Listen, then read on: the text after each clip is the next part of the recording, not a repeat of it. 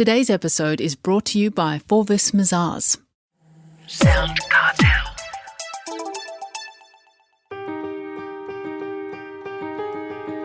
From SoundCartel, I'm Nicole Goodman, and this is Business Essentials Daily.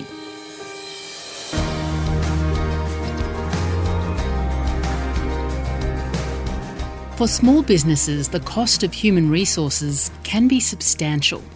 But as companies grow and leadership focus becomes increasingly divided, the need for a well-integrated HR function becomes imperative.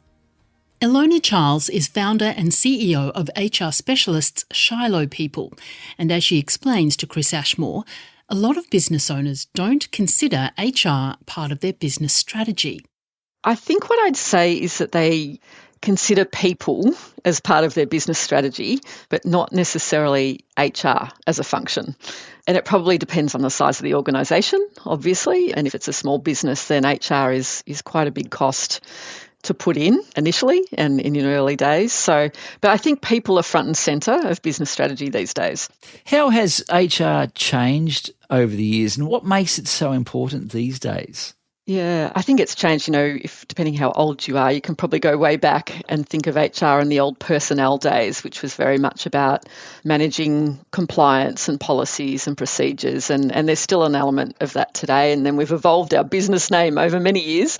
But at the centre of it, I think it's become, and it should be, a lot more strategic and a lot more aligned to the business strategy. So, I think one of the criticisms of HR in the past has been, HR's off doing their own thing, but it doesn't really support our business to get to where it needs to be. It's critical that they're integrated. And I think that has evolved over time. I think HR, we've evolved to sort of people functions rather than HR or, personnel. So it's much more about the people and the workforce than it is about, meeting policy guidelines or the rules that we put in place in an organisation. I hope that makes sense. It does. And I suppose for some businesses, particularly years ago, maybe not so much today, although I'm not sure, HR was seen as an obstacle or perhaps a bureaucratic process that might get in the way of people doing what they want to do.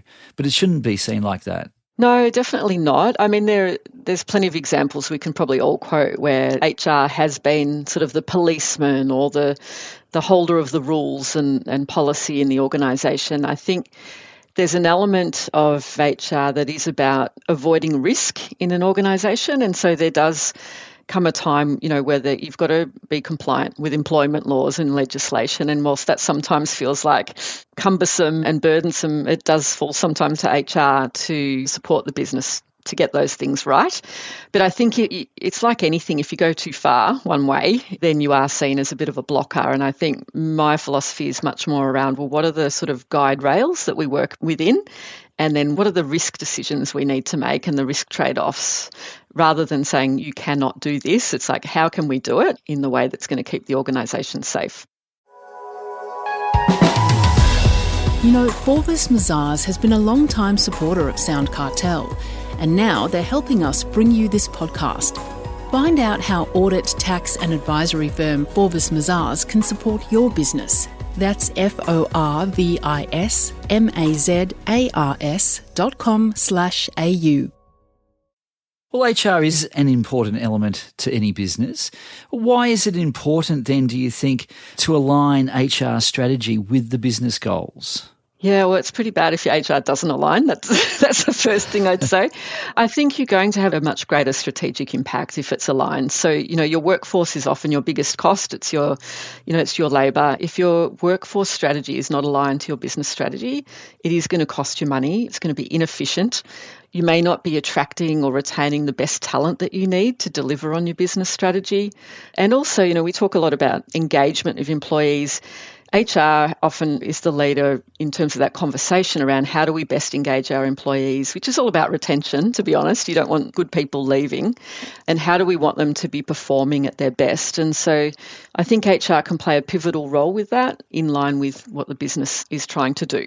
Performance is the other one that HR often takes a lead on. So how do we set the right performance objectives in place that need to align back to the business strategy? once again, they can't be just sort of sitting out there by themselves. And in a practical sense, how does this work in practice? How do leaders then engage with HR to implement those strategies? Yeah, I think it's really important that HR is seen as just like any other role in the organisation. So it's one of the key people at the table. Your workforce is critical to your business performance. So just like you would engage with your salesperson or your finance person, HR needs to be involved from the start so that they're clear about the direction the business is taking and where they want to take the business. So I would strongly encourage HR to be involved earlier rather than later.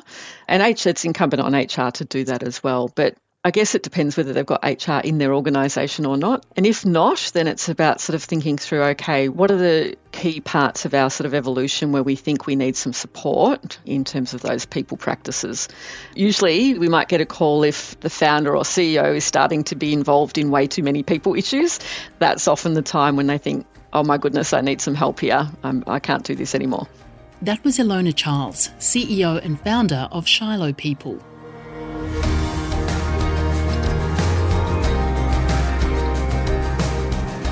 This episode of Business Essentials Daily is produced by the team at SoundCartel. Thanks for listening. I'm Nicole Goodman. We'll bring you more Be Daily tomorrow.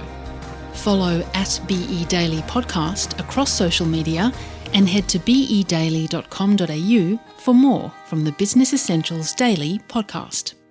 SoundCartel. This episode was brought to you by Forvis Mazars. To find out more, visit forvismazars.com/au. That's FORVISMAZARS.com/au.